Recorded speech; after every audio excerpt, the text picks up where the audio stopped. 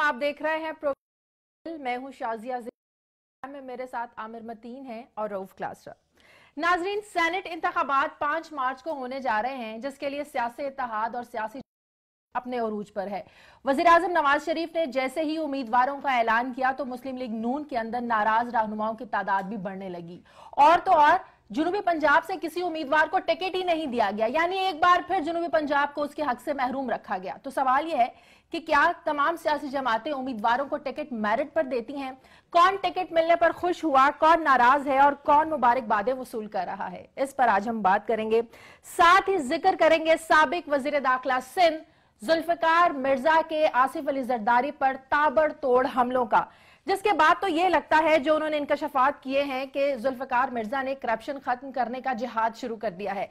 कहीं शुगर मिलें हथियाने का इल्जाम, तो कहीं ये कहा जा रहा है कि आसिफ अली जरदारी के जो चोर हैं वो 20 नहीं 140 चोर हैं। इस तरह के इल्जामात सदरुद्दीन हाशवानी को तो इल्जामात लगाने की सजा मिली, उन्हें तो भुगतना पड़ गया। क्या जुल्फिकार मिर्जा भी इसके लिए तैयार है? इस पर आज हम बात करेंगे। साथ ही हम डिस्कस करेंगे कि पेशावर में एपीएस स्कूल पर हमला करने वालों के बारे में इंकशाफ किया गया है। मेजर जनरल आसिम सलीम बाजवा कहते हैं कि हमले का हुक्म मुल्ला फजलुल्लाह ने दिया था और अब हम अफगानिस्तान से मुतालबा कर रहे हैं कि मुल्ला फजलुल्लाह को पाकिस्तान के हवाले करे। तो क्या अफगानिस्तान हजारों लोगों के कातिल मुल्ला फजलुल्लाह को पाकिस्तान के हवाले करेगा? इस पर आज हम बात करेंगे। साथ ही उन्होंने एक अहम बात यह भी बताई कि गैर मुल्की इमदाद के बगैर दहशत गर्दों की तंजीमें नहीं चल सकती। तो सवाल यह है कि आखिर गैर मुल्की इमदाद और फंडिंग को रोका कैसे? पार्लियामेंट से क्या खबरें, ये भी आपके साथ शेयर करेंगे। और साथ ही हम फॉलो अप लेंगे कसब बैंक स्कैंडल का, इस पर भी बात करेंगे। लेकिन सबसे पहले आमिर मतीन की जबानी लेंगे। पार्लियामेंट से क्या खबर लेकर आए हम साहब?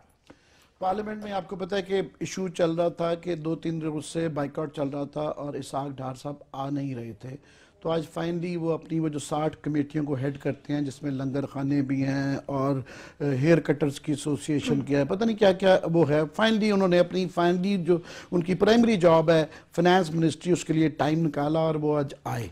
आने के बाद उन्होंने एक गिमिक्री वर्ड्स की फेंकी। और मैं रऊफ क्लासरा साहब से रिक्वेस्ट करूंगा कि इनको ये बड़ा आर्ट आता है कि ये टेक्निकल जो अल्फाज होते हैं उसमें से आम आदमी को समझा सकते हैं। ये मेरी मदद करेंगे कि लफ्ज़ों की इस जादूगरी में से ना आम आदमी के लिए समझा सकें कि निकलता क्या है। तो बुनियादी तौर पे यहाँ एक लड़ाई बहस चल रही थी कि जनाब तेल के ऊपर जो जीएसटी और ये जो टैक्सेस लगाए गए हैं, तो हुकूमत ये कह रही है, उसको डिफेंड कर रही है कि ये जायज़ हैं। तो एक तो ये पता चला कि तेल टोटल जो फिगर पहले दिया जा रहा था वो 68 बिलियन का था। पता चला कि जनाब नहीं, टोटल 80 बिलियन हैं जो कि टैक्सेस लगने हैं। अच्छा। और उसमें से 68 जो है वो डायरेक्टली तेल से रिलेटेड हैं। दूसरा उसमें कहा कि जी उन्होंने अभी तो सिर्फ 28 बिलियन निकाले गए हैं, अभी जो है ना बाकी निकाले जाने हैं। उन्होंने बाकी ये दफा किया कि जनाब ये कोई पार्लियामेंट जरूरी है कि जहां से ये पास करवाना, ये बकवास बात है। बकवास का लफ्ज तो नहीं इस्तेमाल किया, मगर उन्होंने कहा ये फजूल बात है, ये गवर्नमेंट की इख्तियार है और ये 1990 से होता आ रहा है, पीपल्स पार्टी भी करती रही है, ये तो चले जाए। मगर साथ ही उन्होंने डिफेंड किया ये तेल के अंदर जो टैक्सेस अभी भी चल रहे हैं और आवाम को रिलीफ ट्रांसफर जो नहीं हुआ, उसका उन्होंने जो दफा किया उसमें मिसालें उन्होंने दी। उन्होंने कहा जी तमाम दुनिया में इस वक्त जहां जहां तेल ज्यादा बाहर से खरीदा जा रहा है, लोग उसको फायदा उठा के अपनी फिस्कल अपने पैसे के मामलात को ठीक कर रहे हैं। उन्होंने फ्रांस की मिसाल दी कि जी वहां पे अभी तेल जो है 128 रुपए लीटर बिक रहा है और यूके में 122 रुपए, इंडिया में 103।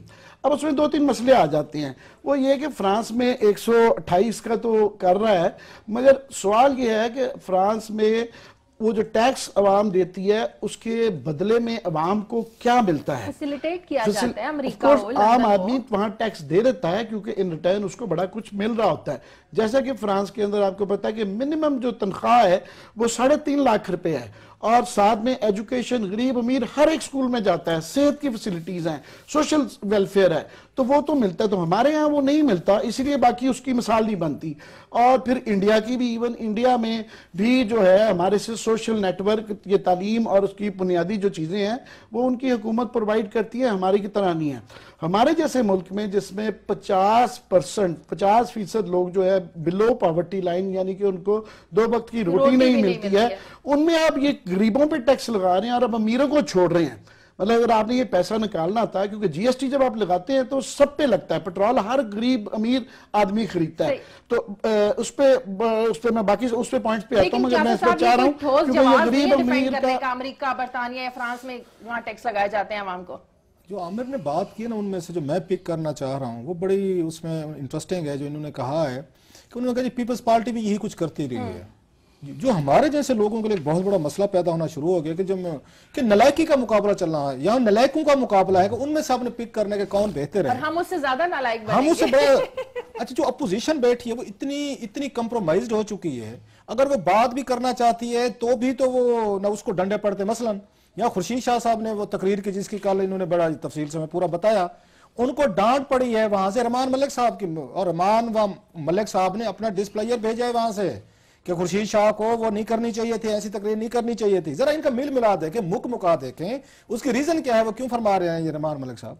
वो सेनेटर बनना सेनेटर बन के चेयरमैन सेनेट के लिए लॉबिंग फरमा रहे हैं। वो चाहती हैं कि मेरी वजह से ये मुल्क लुटता है, यहाँ पे ये खाबे खाए जा रहे हैं, वहां पे टैक्स चोरी हो रहे हैं, यहाँ पे बच्चों को कर्जे हंसने दिए जा रहे हैं, माल पानी इधर उधर किया जा रहा है, आपने आवाज नहीं उठानी। तो खुर्शीद शाह साहब की जो आमिर ने कहा बड़ी अच्छी उनकी तकरीर थी, उस अच्छी तकरीर का नतीजा ये निकला है कि उनको शटअप कॉल वहां से मिल गई है। वो अगरचे रमान मलिक ने बड़े इंतहाई पोलाइट तरीके से उनको कहा है, लेकिन उनको समझ आ गई होगी कि हजूर जरा घोड़े अपने छाऊ में बांधें, अपनी तलवार जरा मचान में डालें, इतना जज्बाती होने की जरूरत नहीं है। इसमें थोड़ा सा एक और पॉइंट भी है कि आज उनके डार साहब ने ये भी कहा कि जनाब ये जो हम टैक्स लगा रहे हैं इससे हम अपना फिजिकल वो कर रहे हैं। तो नवीद कमर साहब का बड़ा अच्छा पॉइंट था, उन्होंने कहा जनाब बात यह है कि आप अपनी फिजिकल मैनेजमेंट ठीक ना करें, आप इस वक्त फ़ायदा ये उठाएं कि आप अशिया सस्ती करें जिससे कि लोगों के कारोबार नहीं चल रहे, दुकानें बंद हो रही हैं, तो सस्ती चीज़ें होंगी तो आपका कारोबार चलेगा, उससे ग्रोथ होगी, एक फ़ायदा होगा। इस मॉडल पे जाएं। इंडिया जो है वो इसलिए पेट्रोल की कीमत कम नहीं कर रहा कि उनका ग्रोथ जा रही है, वो दोबारा 5% पे जा चुके हैं और 6-7% ग्रोथ करना चाह रहे हैं। तो बजाय इसके कि आप अपने पैसों का ये एक बुनियादी बात जो है उनका जी आप अकाउंटेंट की सोच रखते हैं बैलेंस शीट ठीक करने के चक्कर में, शेख रशीद कुछ और नाम देते होते हैं मैं वो नाम ले नहीं सकते नहीं कर सकता, मगर वो उन्होंने कहा जी आप एक इकोनॉमिस्ट की सोच रखें और मुआशरे के ऊपर इसके खदोखाल के हवाले से, ये बड़ा इंपॉर्टेंट पॉइंट। थोड़ा सा मैं आमिर से, मैं अगर आपकी इजाजत तो सवाल करना चाहता हूँ। कल हमने एक स्टोरी की थी कि 42 यहाँ पे चेंबर्स हैं, उनके सदर जो हैं उन्होंने डिमांड की थी हुकूमत से हटा देने कि इनको हटाएं, इनको आप उसी पे लगाएं, लंगर पे लगाएं, देगों पे लगाएं, कहीं भात आग तेज करने, कहीं नमक ज्यादा है, कहीं पे काम है, तो वो काम उनको ये बेहतर सूट करते। तो आपको लगता है जो कल वहां पे उन्होंने ये बैठ के इस तरह बयान दिया है, जो पाकिस्तानी मीडिया ने डाउन प्ले किया है, वैसे मेरा ख्याल है कि 42 यहाँ चेंबर्स के सदर अगर ये कह रहे हो लाहौर, कराची, इस्लामाबाद, सिमायत, आपका पिशावर और दूसरे के, तो उस पे को लगता है कि ये जो आज उन्होंने आके उन्होंने एक तकरीर फरमाई है, ये उसी का ही दबाव का नतीजा था।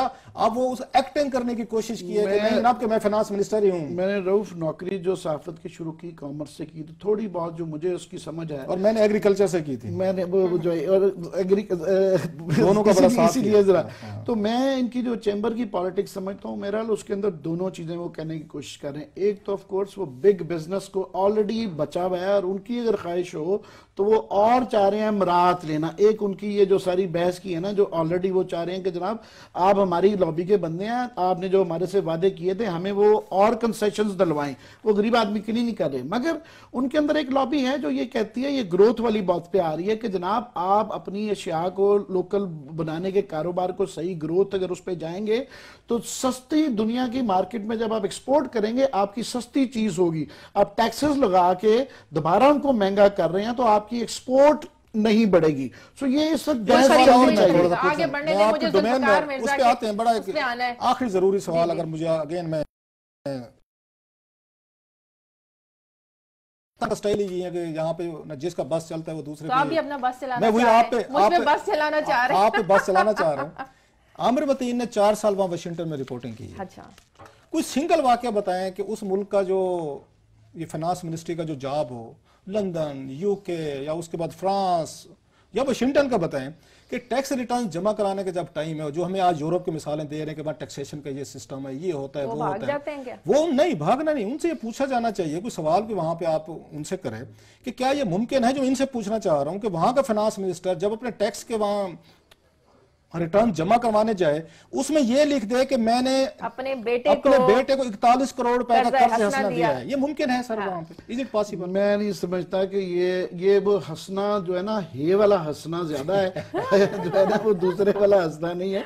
मगर मैं ये इसमें सिर्फ एक मिनट आपकी बात को बड़ा जुमला मैं भी कह दूं, वो ये है कि ये हमारे यहाँ अगर टैक्सेस जो लगाने हैं तो आप बिग बिजनेस और बिग एग्रीकल्चरिस्ट को लगाएं, वो तो लगाते नहीं है। वो जो सिंध में आप देखा है आपने, हमें भी शुगर की स्पोर्ट प्राइस 180 रखी हुई है, मगर वहां का जो मिलर है शुगर वाला वो 150 से ज्यादा देने को तैयार नहीं है। फिर क्रेडिट देते हैं वहां पे ये पीटीआई को, इसके जहांगीर तरीन को, कि सिंध में इनकी 2 मिलें हैं जहांगीर तरीन की, ये वहद मिलें हैं जहांगीर तरीन की जो 182 रुपए के पूरे रेट पे खरीद रहे हैं। और जरदारी साहब जिस पे अभी आप आने वाले हैं, उनकी मिलों की वजह से रेट 152 रुपये कराया गया है। जो आज जुल्फकार मिर्जा की प्रेस कॉन्फ्रेंस का जिक्र हुआ है, अब तो पूरी की पूरी कहानी समझ आना शुरू होगी कि सिंध में ये 152 रुपए, पंजाब में 182 रुपए को आगे लेकर चलें। बिल्कुल चलें, इजाजत है? सॉरी वो आज बिल्कुल। ये जो इंकशाफात किए हैं हैरान कर देने वाली, ये जमहूरियत का हमें चेहरा दिखा रहे हैं। जितना जो बड़े ओहदे पे उतना ही बड़ा करप्ट है। लगता नहीं है कि उन्होंने एक बेड़ा उठा लिया जुल्फकार मिर्जा ने कि मैं मुल्क से करप्शन को खत्म करूंगा? नहीं, जुल्फकार मिर्जा ने बेड़ा नहीं उठाया, उन्होंने कुछ चंद बड़े जो वो फेसेस हैं जो हमें बहुत बड़े लगते हैं लेकर आए। वो कहते हैं ना, जब दो दोस्त जो हैं जब एक दूसरे के दुश्मन बनते हैं तो उनसे कोई वर्स्ट एनिमी कोई नहीं होता। ये बकायदा एक ये हिकायत है और मेरा ख्याल है कि उस पर भी एक कोट भी है। और जुल्फकार मिर्जा को और उनको देख के वो कहानी याद आती है। आपने अपने इंटरव्यू में बड़ी खूबसूरत बात की है कि हशवानी ने इन पर इल्जामात लगाए किताब में, भुगत लिया? नहीं, भुगत नहीं लिया। उन्होंने उनको जाके अदालत में 5 अरब रुपए का उन्होंने केस डाला, हरजाना किया कि आए जी प्रूव करें। आज वो मिर्जा साहब ये फरमा रहे हैं, जो हमारे आदिल अब्बासी साहब को इंटरव्यू दे रहे थे, जब उन्होंने सवाल किया कि आपके पास इनके सबूत हैं, उन्होंने कहा जनाब आप मुझे अदालत में बुलवाएं, मैं जो पुलिस बुलाए, मुझे रेंजर्स बुलाए, फौज बुलाए, मैं तैयार हूं। फौज में नई चीजें जाती होती है, टॉकिंग अबाउट द कोर्ट्स, कि फौज रेंजर को 2 मिनट के लिए छोड़ दें, उनके काम नहीं है कि फौज और रेंजर है और ये चीजें देखे।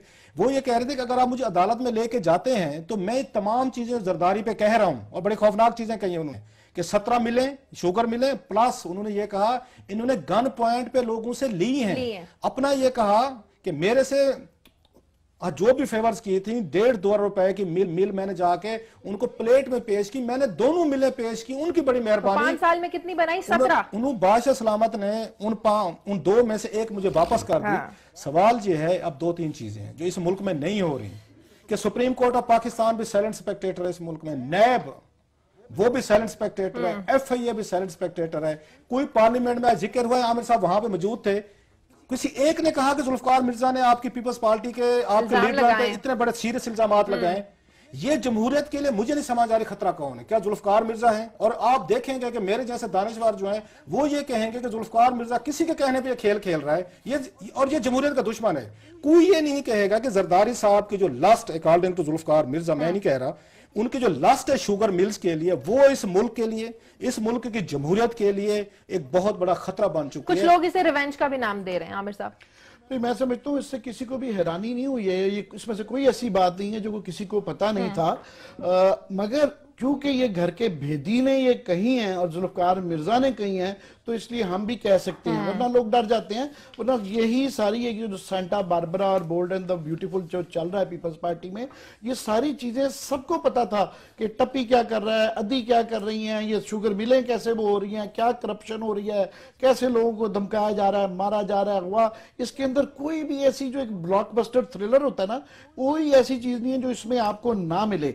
शर्मनाक बात यह है कि हमारा ये ख्याल था कि यार पीपल्स पार्टी को इतना बुरा इलेक्शन ये हारे हैं तो शायद कुछ सबक हासिल करे, मगर वो सिंध में वही सिलसिला चल रहा है। तो मैं ये समझता हूँ कि इस तरह PML, क्योंकि आप देखें 2002 में कितनी बड़ी पार्टी थी और 2008 में चंद रह गए, और इस दफा पूरे पाकिस्तान से उनके 2 MNA हुए हैं और वो दोनों कभी भी आते ही नहीं है। एक बालनगर से हैं और एक गुजरात से हैं, परवेज लाई साहब, वो आते ही नहीं है। मुझे लगता है पीपल्स पार्टी भी जो है ना, वहां सिर्फ इसलिए अभी तक सिंध में बची जा रही है कि वहां पे मुतबादिल नहीं है कोई अभी भी जो है।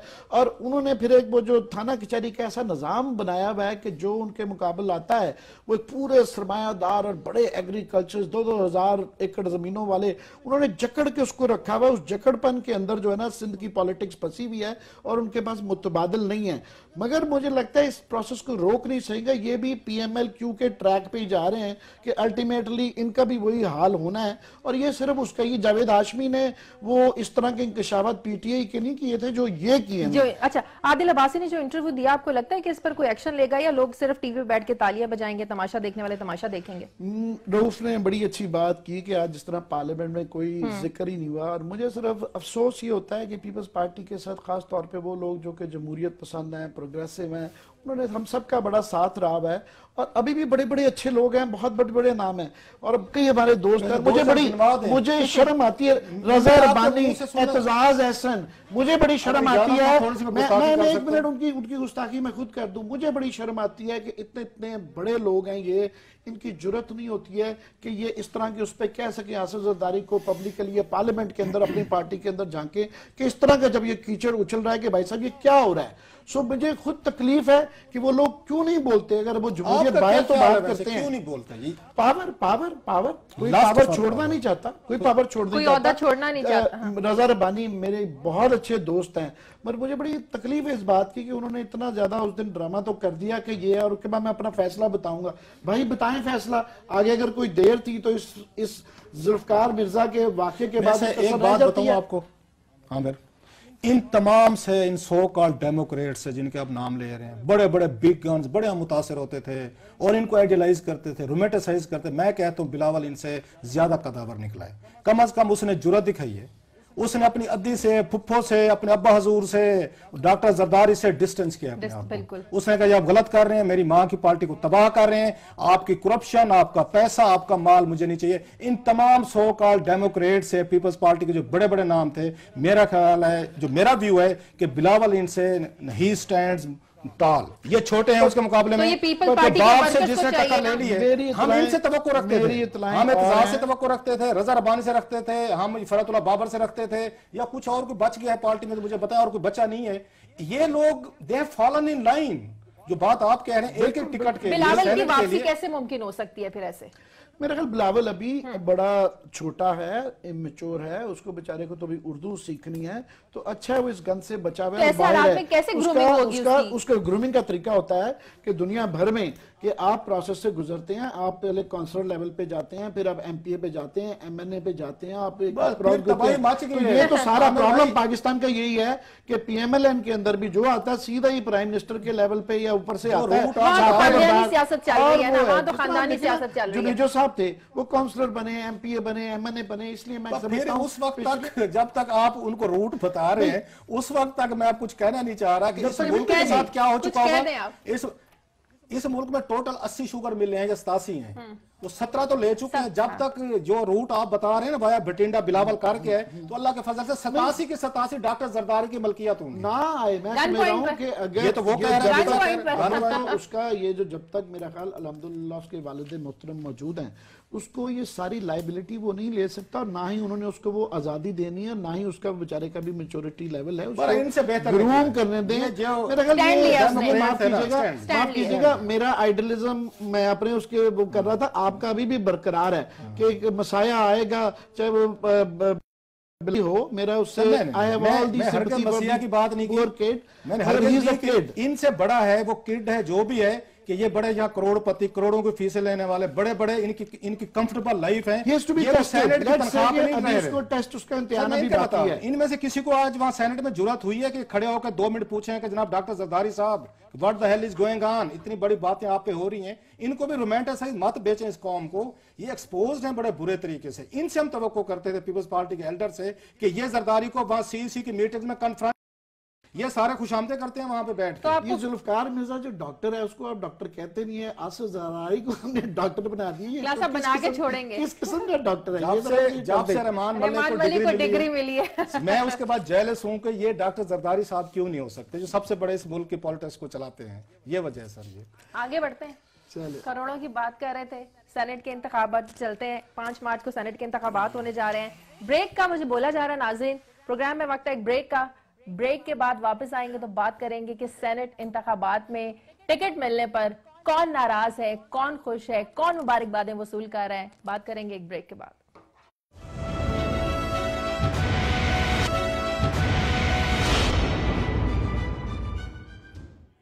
ब्रेक के बाद खुशामदीद। सेनेट इंतखाबात 5 मार्च को होने जा रहे हैं। क्लासा साहब, सियासी हल्के कह रहे हैं कि 2013 के बाद पहली बार हुकूमत और अपोजिशन का सियासी टकराव होने जा रहा है।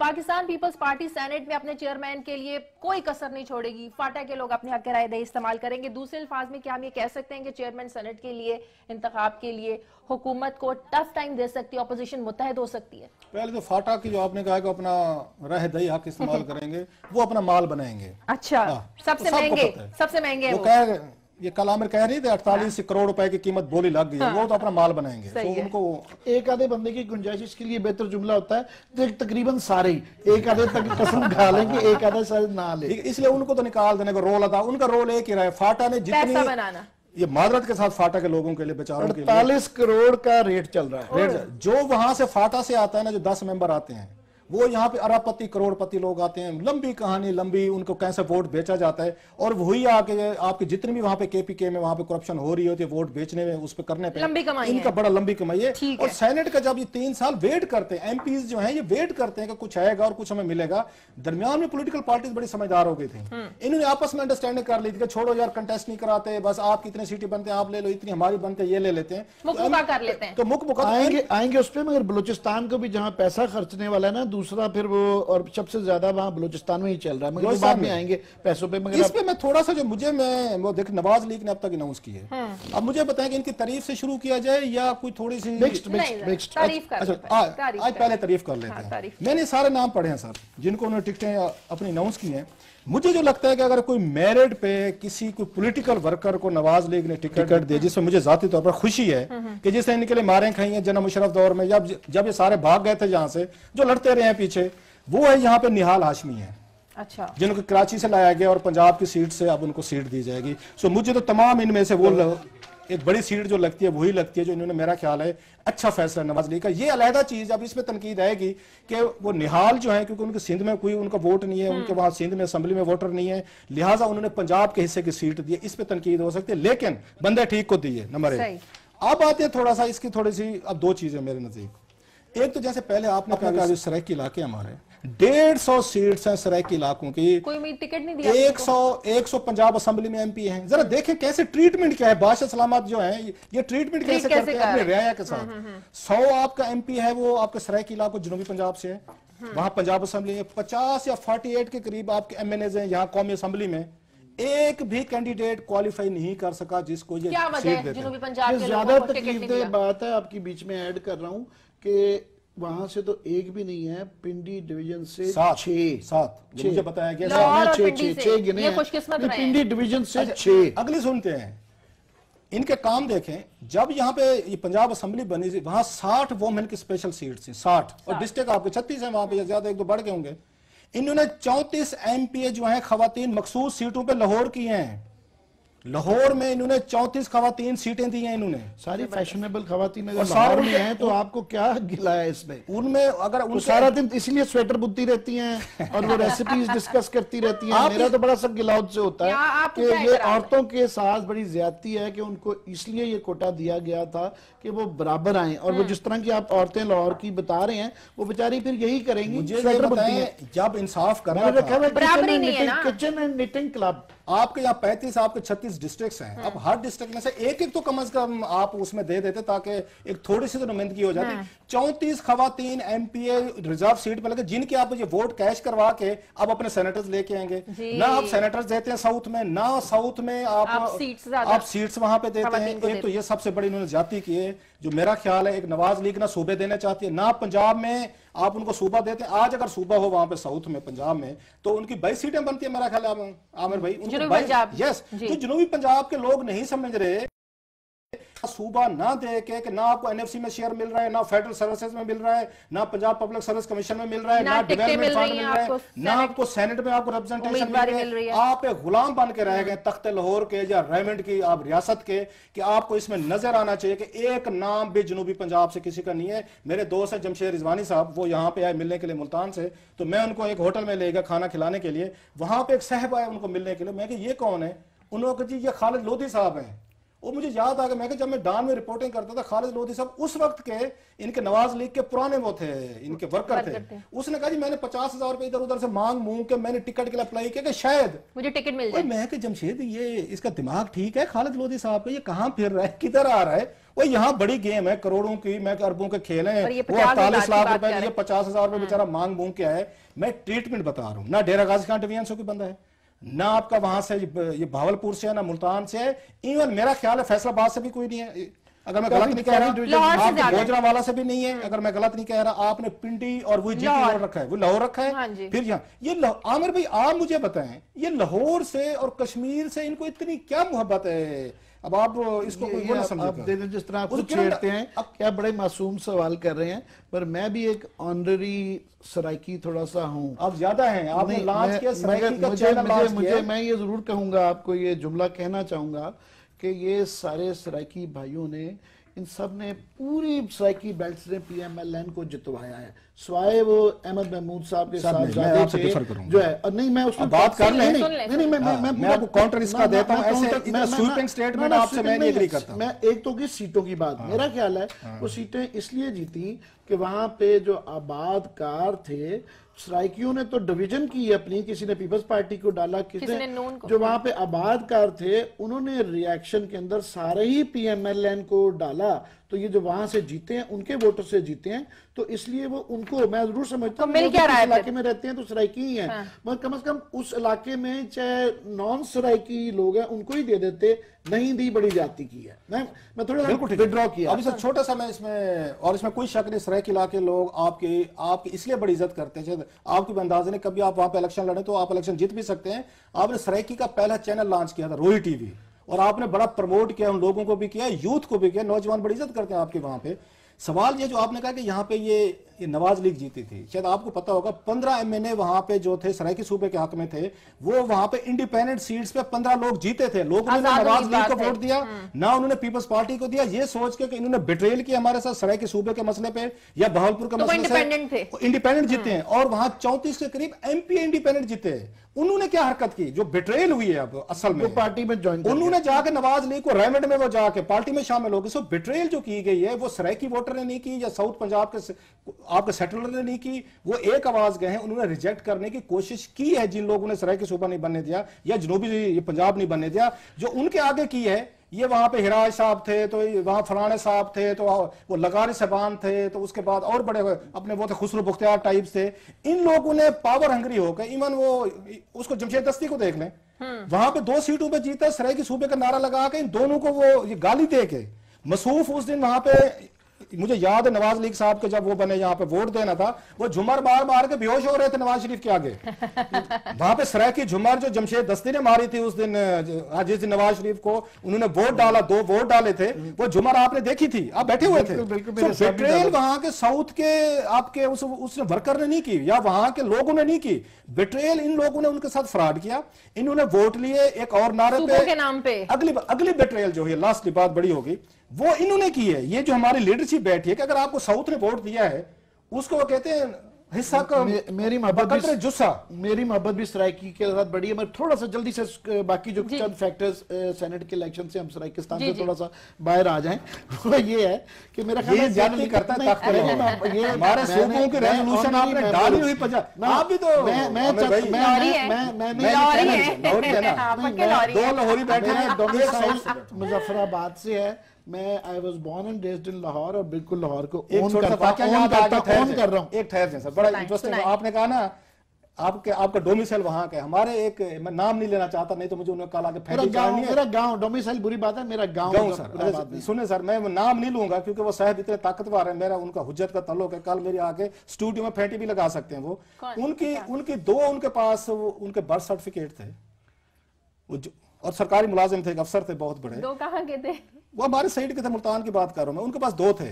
जब यहाँ पे आ गए, जहां उन्हें जरूरत पड़ती थी अपने आप को बड़ा दिखाने के लिए, तो वो एक और अपना बर्थ सर्टिफिकेट दिखाते थे। जहां पे छोटे होने की जरूरत थी तो वो दूसरा पेश कर देते थे।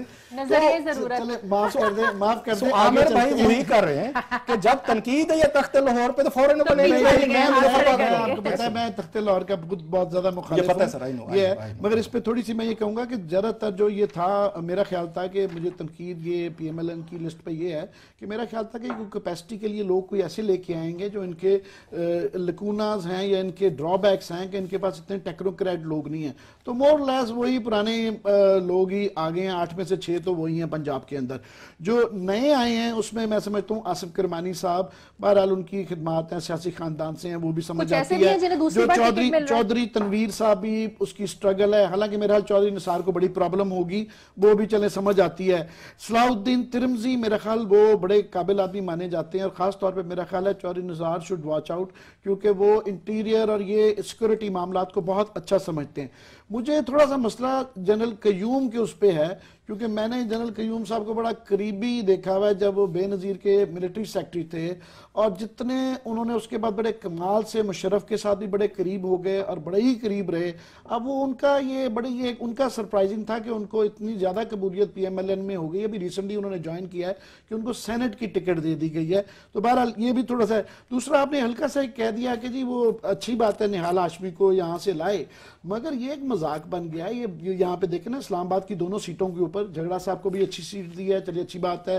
राइला मक्सी से भी मुझे कोई एतराज नहीं है, मगर ये मजाक बन गया डोमिसाइल वाला जो आप मुझे मजाक कर रहे थे कि सारे ही सूबों में और सारी पार्टियों में ये हो रहा है कि लोग अपने सीट के लिए बहरहाल एक कानून है और ये इलेक्शन कमीशन को नोटिस देना चाहिए कि 1 हफ्ता पहले आप डोमिसाइल जो है आप बनाते हैं और वोटर रजिस्टर कराते हैं और उसके बाद आ जाते हैं। इस्लामाबाद की दोनों सीटों के ऊपर इस्लामाबाद के लोग नहीं है।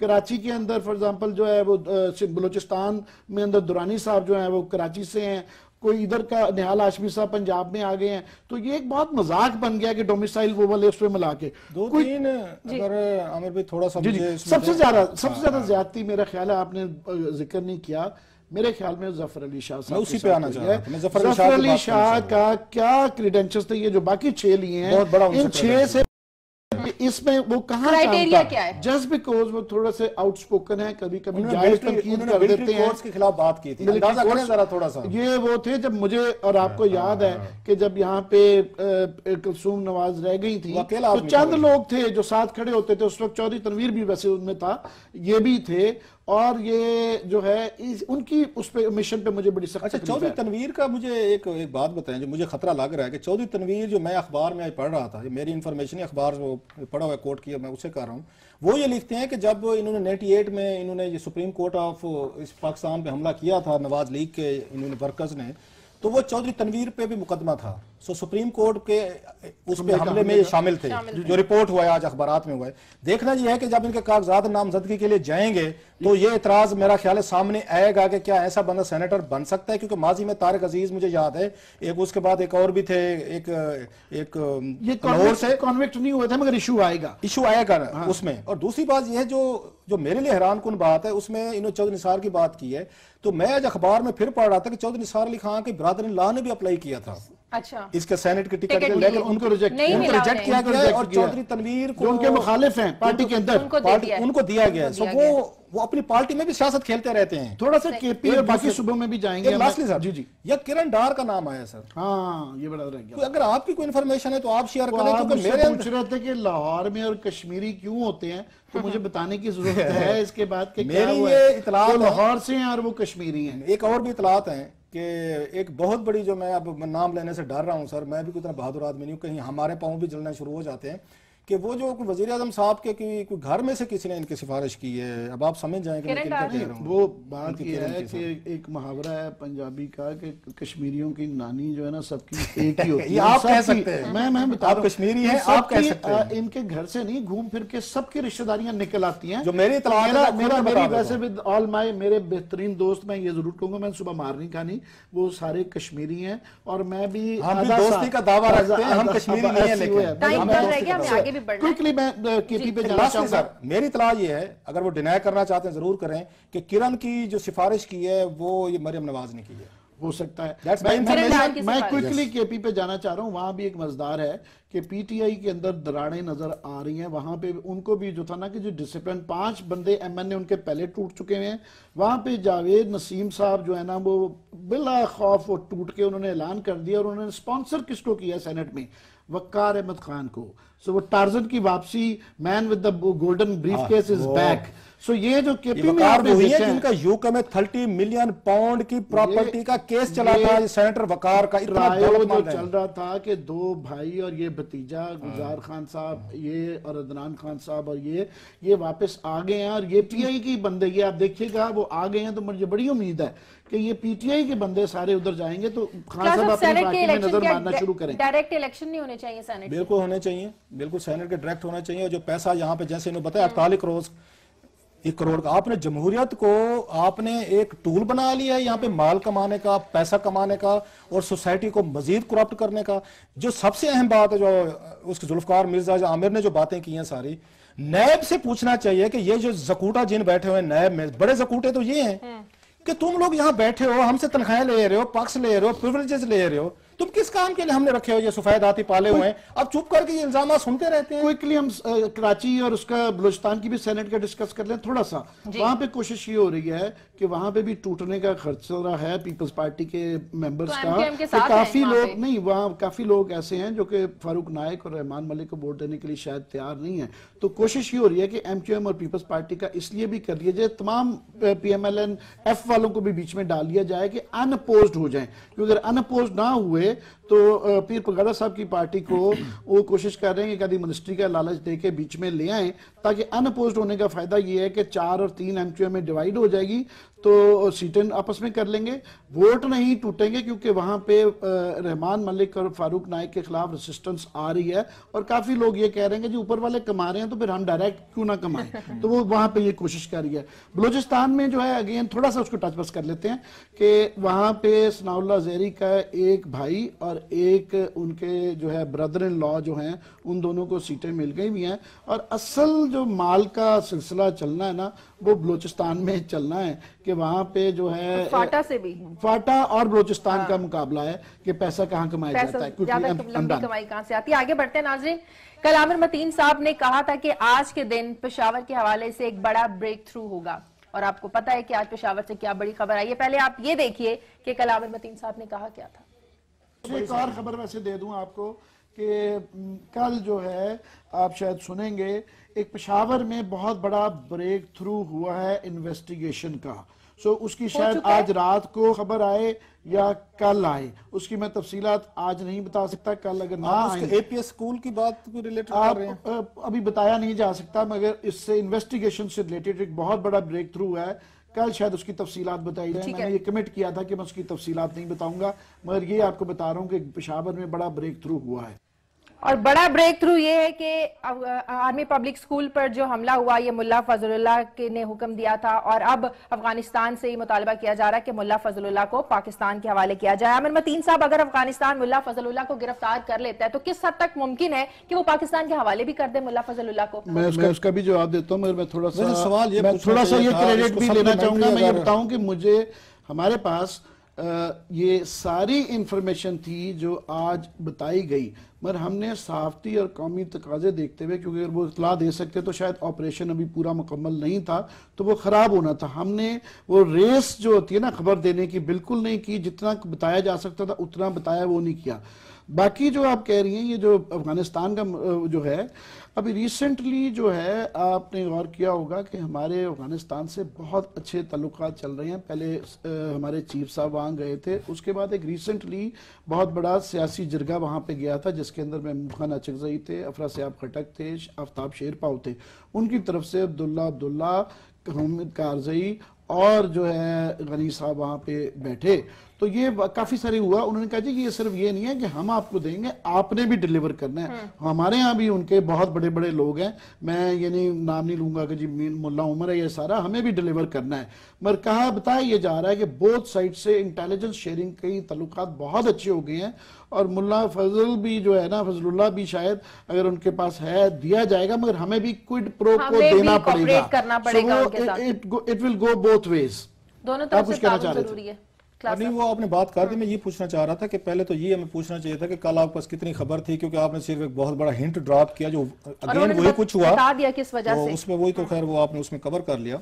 जो इसमें अहम चीजें हैं जो मेरा ख्याल है, आज आप जनरल बाजवा ने जो आज मेरा उसमें था कि हम उस स्टोरी को पिक करते हैं, आज वो बड़ी अहम स्टोरी थी जो जनरल असद दुरानी ने उसको अल जजीरा को इंटरव्यू में ये कहा है कि ISI को पता था कि उसामा बिन लादेन पाकिस्तान में है। ये बहुत बड़ी इंटरनेशनल स्टोरी थी। उस पर एक अच्छा काम ये हुआ कि किसी ने आज जनरल बाजवा से सवाल पूछा है, और जनरल बाजवा साहब यूजुअली बड़े कूल रहते हैं, कूल आदमी, अच्छे बंदे, मीडिया उनकी बड़ी तारीफ करते हैं, बड़े मीडिया फ्रेंडली हैं। जनरल आसिम बाजवा जो हैं उनका पूरा मीडिया ओवरऑल बड़ी इज्जत करता है। लेकिन मैंने देखा कि जब ये सवाल हुआ जी कि आप एक तरफ तो आप ये हमें सारी बातें बता रहे हैं वार एंड टेरर, आपका साबिक DG ISI जो है वो एक इंटरनेशनल टीवी को असद दुरानी ये कह रहे हैं कि जनाब के पाकिस्तान के ISI इंटेलिजेंस एजेंसी के नॉलेज में हो सकता था या था कि वो उसामा बिन लादेन जहां पे है। उस पर उन्होंने, मेरा ये ख्याल है, बड़ा सख्त जवाब दिया है उन्होंने, जो यूजुअली आप देखते नहीं है, क्योंकि आर्मी में अपने सीनियर कमांडर की इज्जत एक रखी जाती है। जनरल बाजवा ने यह कहा, उसने कहा जी एक तो बहुत बड़ा उनको जो बात ठीक थी, 25 साल पहले वो एक DG ISI थे, अब उन्हें बहुत सारी चीजों का नहीं पता, दरमियान में बहुत से डेवलपमेंट हो जाती है। और मोस्ट इंपॉर्टेंटली उन्होंने कहा कि मसूफ को तो वैसे जरा ये सीन से जरा दूर रहना चाहिए, पिछले दिनों खुद बहुत सारे केसेस भुगत रहे थे। वो जो उन्होंने उस पे वो हिट किया है, वो मेरा ख्याल उन्होंने सही, खैर उनको रेफरेंस याद दिलाया है कि जो ISI असगर खान केस था, एक बाजवा साहब से मेरी रिक्वेस्ट है वाया दिस प्रोग्राम कि एक फाइल पड़ी हुई है, एक सुप्रीम कोर्ट ऑफ पाकिस्तान का फैसला है जो उन्होंने इसको डिफेंस मिनिस्ट्री को भेजा था कि जनरल असद दुरानी और जनरल बेग के खिलाफ कार्रवाई की जाए कि इन्होंने पॉलिटिशियंस को करप्ट किया था। तो एक मेहरबानी फरमा के वो जो उनके पास फैसला पड़ा है कि कोर्ट मार्शल होना चाहिए, आपके साबिक जो वो दोनों वो जनरल्स हैं, जब वो आपको साथ रहते नहीं हुई और सपोजली, तो मेहरबानी फरमा के सुप्रीम कोर्ट के उन फैसलों के मुताबिक एक कोर्ट मार्शल का कर नहीं, हम नहीं करें, सुप्रीम कोर्ट का फैसला है, इनको करना चाहिए। सो वो एक और भी है, इन्हें आर्मी को किसी वक्त अपने पुराने जो इनके एक्टिव किस्म के जनरल्स हैं ना, जो ये खामोश रहने को तैयार नहीं है। आप उस जमातुल दावा को तो हम कहते हैं कि वो फॉरेन पॉलिसी डिक्टेट करते हैं, लेकिन बहुत सारे जनरल हमीद गुल साहब ओपनली डिक्टेट करते हैं कि फॉरेन पॉलिसी कैसे होनी चाहिए। जनरल दुरानी साहब का बयान आ गया, तो जरा मेहरबानी फरमा के किसी दिन उनके साथ भी एक हार्ड टॉक कर ली जाएगा। सर ये हार्ड टॉक, मेहरबानी फरमाएं। हार्ड टॉक थोड़ी सी मैं भी करना चाह रहा हूँ। मुस्बत बात ये है कि मेरा ख्याल आगे से ISPR और फौज का रवैया बहुत मुस्बत ये है कि हम इस तरह की बातें कर लेते हैं और वो बर्दाश्त कर लेते हैं, और करना चाहिए।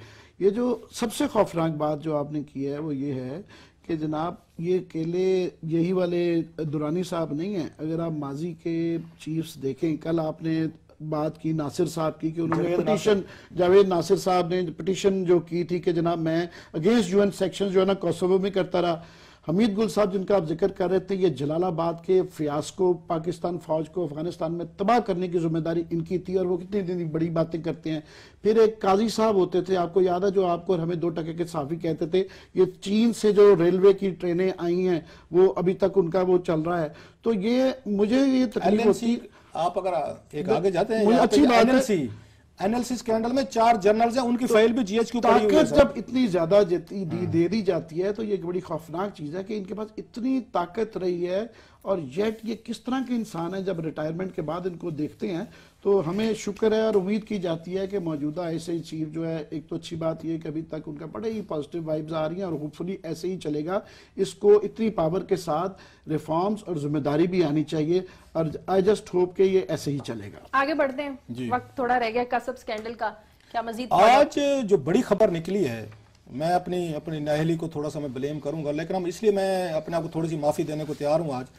वो जो हमने स्टोरी बनाई थी आमिर साहब और मैंने यहाँ बैठ के, हमने कहा था कि 20 अरब रुपया ये ईरानियन फार्म जो है उसका ट्रांसफर हुआ था एल फार्म का, क्योंकि वो डॉक्यूमेंट्स पे थे। कसब बैंक के जो पैसे आए थे वो 20 बिलियन रुपीस थे, क्योंकि वो हमने डॉक्यूमेंट्स पे बेस किया था। डॉक्यूमेंट जो वहां पे अदालत में पेश किए गए, पिटीशन हमने वहां से फिगर लिया था। मुझे बड़े इंतहाई क्रेडिबल सोर्स ने आज बताया है, उसने कहा जनाब 20 अरब रुपए तो वो हैं जो वहां पे फ्रीज हो गए हैं। अच्छा, अमेरिकन प्रेशर पे। तो डिपॉजिट कितने हुए थे? असल में जो वहां पे वो ईरानियन कंपनी पैसे लेके आई थी, फर्म लेके आई थी, जो यहाँ ट्रांसफर हुए थे, वो 75 अरब रुपए थे।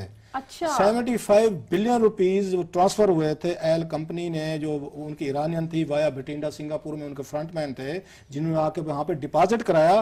वो 75 अरब रुपया था, 75 बिलियन रुपीस की यहाँ ट्रांजेक्शन हुई थी उस वक्त तक। उसमें इंटरेस्टिंग चीज है, तो मैंने अपने सोर्स से पूछा, मैं कि ये पकड़े कैसे गए थे, जरा ये कहानी तो सुने। उन्होंने कहा जी कि ये चीजें आपको डिफरेंशिएट करने की जरूरत है कि एक होती है यूएनओ सैंक्शंस होती हैं जो पूरी दुनिया को उनको इंप्लीमेंट करना पड़ता है, उनको वायलेट आप नहीं कर सकते। एक अमेरिकन अपनी एम्बार्गो लगाते रहते हैं, इस पे पाबंदियां लगाते रहते हैं, और वो भी ईरान पे जो हर हफ्ते कोई ना कोई नई लगती रहती है। सो पाकिस्तान इसलिए सेटिस्फाइड था, या केएसबी बैंक जो है इसलिए था कि जी अमेरिकन पाबंदियों को फॉलो करना कोई हमारे लिए जरूरी नहीं है। हाँ, यूएनओ पाबंदियां होंगी तो हम फॉलो कर लेंगे, जैसे उन्होंने किया टर्की ने किया। उन्होंने कहा जी आपके हैं तो आप अपने बैंकों को रोके, हम तो नहीं रोकते। ये जब वाशिंगटन गए और अमेरिकन ने वो पूरा 75 बिलियन, एक आप कह सकते 750 एक डॉलर, मिलियन डॉलर बनते हैं, ये बहुत बड़ी ट्रांजैक्शन हो रही थी। अब अमेरिकन टेक्नोलॉजी के वैसे कमाल देखे, उन लोगों की जहानत भी देखे, उन्होंने कैसे वहां से बैठ के उनको पकड़ लिया कि पकड़ा कैसे, कर क्या रहे हैं, जरा इंटेलिजेंस देखे उनके कि वो कैसे अपने आप अप टू डेट रखते हैं। जब हफीज शेख साहब और गवर्नर वो जो यासीन साहब थे, ये वाशिंगटन गए, उन्होंने इनको बिठा के इनकी वर्बल की थ्रेशिंग। अच्छा, उन्होंने आप अपने बड़े समझदार समझते हैं, आप बड़े चालाक हैं, आप बड़े दुनिया जहां के ज़हीन तरीन लोग हैं, ये सबूत हैं, आप हमें बताएं कि आप कैसे 75 अरब रुपया जो है वो ईरानियन कंपनी का पैसा जो है, जब हमने मना किया हुआ है, आपने कैसे किया है। इन्होंने हाथ खड़े कर दिया। अच्छा, इन्होंने कहा सर हमारे नोटिस में बिल्कुल नहीं है, हमें बिल्कुल पता नहीं है, आप जैसे कहते हैं हम वैसे करेंगे। इतनी देर में मेरा ख्याल है भनक पड़ चुकी थी शायद इनको, केएसबी बैंक को। इन्होंने फौरी तौर पर इन्होंने जो पैसे थे वो वापस किए, उनको भिजवा दिए पैसे। सिर्फ 20 बिलियन रुपीस बचे हुए थे अभी, जिनको इन्होंने आकर फ्रीज किया। जिस पे ये सारी लड़ाई चल रही है, वो कहते हैं कि जनाब कि ये गवर्नर स्टेट बैंक जो है इन्होंने कैसे डिस्टेंस किया है, फाइनेंस मिनिस्ट्री कैसे कर सकती है कि सारी ट्रांजैक्शन जो है अगर ये क्राइम हुआ है तो स्टेट बैंक ने किया है, और ये बेनिफिशरीज हैं। ये 750 मिलियन डॉलर जो ईरानियन उन्होंने यहाँ पे पार्क किया था, वो कहते उसको तो ये अपने रिजर्व में दिखाते रहते, ये तो क्रेडिट लेते थे जी हमारा रिजर्व ऊपर चला गया है, ये चले गए। आज जब पकड़े गए हैं तो कहते हैं हमारा कोई ताल्लुक नहीं है। सो टोटल अमाउंट है ये, हमें भी इस पे कोई मेरा ख्याल अपना कमेंट है, 75 बिलियन रुपीस पाकिस्तान के इस केएसबी बैंक में पार किया गया था। इसमें कितना प्रॉफिट किसने खाया, कहां पे किया। जब मैंने किसी से पूछा कि ये जो 2.2 बिलियन प्रॉफिट है, ये 20 अरब पे वैसे, ये 75 रुपए वाला नहीं है, वो कितना हुआ वो अलग कहानी है। उन्होंने कहा जी नॉन परफॉर्मिंग लोन्स की वजह से बैंक को नुकसान हो रहा था। इस पैसे के आने से फायदा यह हुआ कि उनके वो जो लॉसेस रिकवर हुए, लेकिन मेरी अभी तक सुई फंसी हुई है। प्रॉफिट कहां गया? इसमें मेरा अंदेशा ईरानियन ने इनको 75 रुपया इस बैंक को ही क्यों दिया, ये मेरी सुई यहां से रूफ और पैसे किधर गए। आप उस वक्त का जरा तनाजुर समझें। अभी भी चल रहा है कि ईरान के ऊपर वो सैंक्शंस की वजह से ही उसका कीमा निकला हुआ है और ईरान जो है उसको घुटने पे टेकने के मजबूर किया जा रहा है। उस वक्त उनके पैसे सारे ये जाया जा रहे थे, वो डेस्परेट थे, वो प्रॉफिट्स किसी किस्म का भी जितना भी पैसा बच जाए वो पैसा जाया जा रहा था, तो वो किसी किस्म का भी प्रॉफिट देने हैं। मेरा अंदेशा ये है कि आप बिल्कुल कह रहे हैं 75 नहीं, मेरा अंदेशा ये है कि ये शायद कई और 75 बिलियन डॉलर्स निकलेंगे। ये तो वो जो अकाउंट्स में गया, जो लोगों की जेबों में गया, जब गवर्नमेंट के, आपने जिस तरह बताया था आपने पिछली उसके अंदर कि ये स्टेट बैंक का governor, finance minister, foreign minister, जो ये सारों को मान गए थे, तो पता नहीं किस किस की जेबें हैं। हमने ये कसम खाई है कि हम स्टोरियां छोड़ेंगे नहीं, फॉलो अप करते रहेंगे और ये बड़ी बैलून कर जाएगी। सिर्फ इसमें लास्ट बात मैं कह दूं, तकलीफ बात ये है कि जब वो आप कह रहे थे ना प्रॉफिटेबिलिटी बैंक की बढ़ गई, तो गरीब लोग लालच के अंदर बेताशा आ गए। और हमें आज बहुत सोशल मीडिया पे ट्वीट्स आ रहे थे उन लोगों की जो कि बेचारे डिपॉजिटर्स हैं, वो बड़े परेशान हैं कि हमारा पैसा ना डूब जाए। हमारी भी कोशिश है कि इस बैंक का जो भी सोल्यूशन निकालें, आम आदमी, आम डिपॉजिटर का पैसा नहीं डूबना चाहिए। मनी लॉन्ड्रिंग की कार्रवाई हो सकती है इनके खिलाफ, बिल्कुल इस पे जैसा मैंने कहा, लेकिन इस मुल्क में बड़ी बड़ी तबाही मच गई है, कोई न किसी का कुछ नहीं। और बात करेंगे आम डिपॉजिटर के हक में, लोगों की लाइफ टाइम सेविंग उसके अंदर है, उनका पैसा बचना चाहिए। प्रोग्राम का वक्त खत्म हो गया, बहुत शुक्रिया क्लास साहब आपका, आमिर मतीन साहब आपका, नाज़िम प्रोग्राम के लिए आप हमें फीडबैक दीजिए, हमें इजाजत दीजिए, अल्लाह हाफ़िज़।